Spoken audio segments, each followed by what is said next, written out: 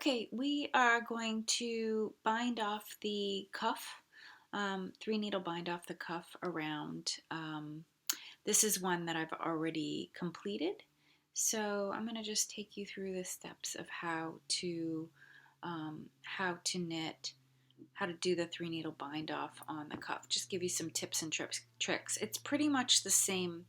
It's actually exactly the same process as what we did on the waistband. Um, but there's a couple little just tips I want to give you for that process. Okay, so you've knit the cuff, as you can see here, to 6 inches, and I am using Addy Flippy Flips to do my cuff knitting. This is my preferred method of knitting in the round. So you may be using a different method, and that's fine. Like if you're using magic loop, or if you're using double pointed needles, that works as well. In this case, what you're going to see me using are these flippy needles. I am knitting in US size 3, 3.25 for my rib stitch here, and I have knit 6 inches. And after I knit the 6 inches, I turned the sleeve wrong side out.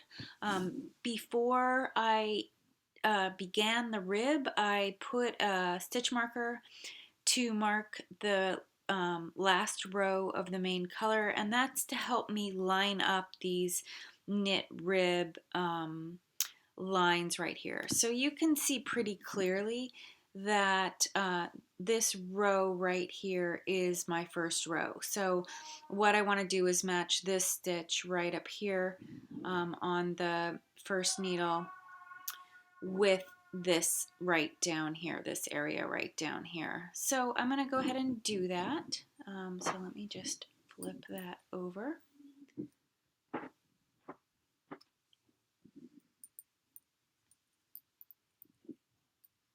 So the first stitch on this needle needs to line up with the first stitch to the left of the stitch marker here. Okay, so that's what we're aiming to do.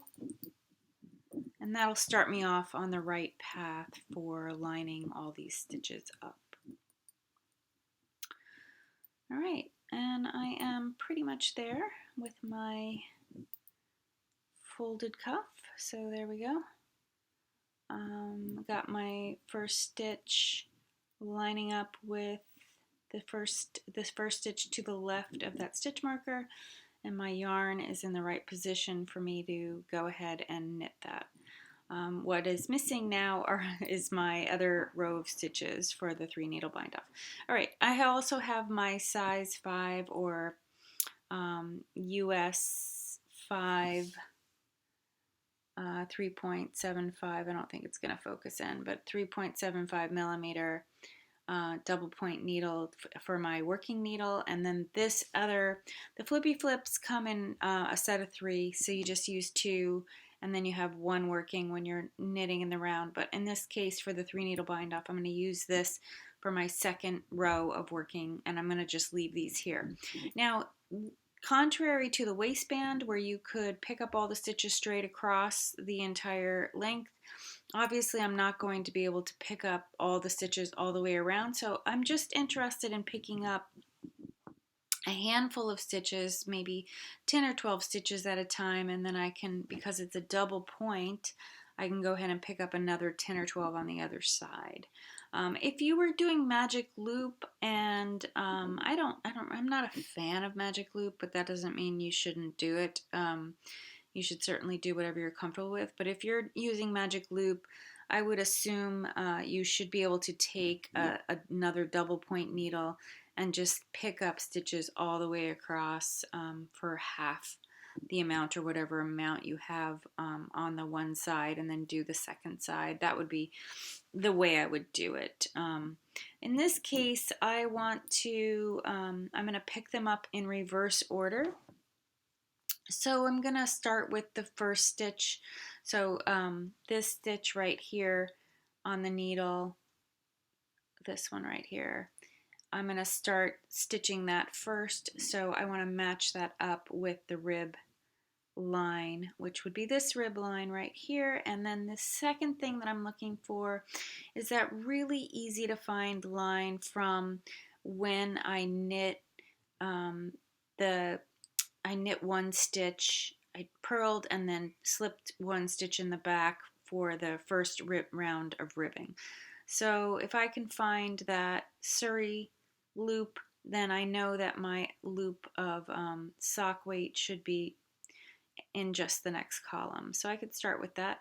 Sock weight Suri, sock weight Suri. That's what you're picking up around. And always you're picking up the horizontal stitch. You're not picking up vertical stitches. You're picking up a horizontal stitch. Sock weight Suri, all the way across. All right, that's enough for just for purposes of, I would pick up more if I were just knitting it, but I don't want you to have to watch me pick up each of those. Okay, so I have enough. I have enough now to do my 3 needle bind off. So you can see how those are going to match right there. Okay.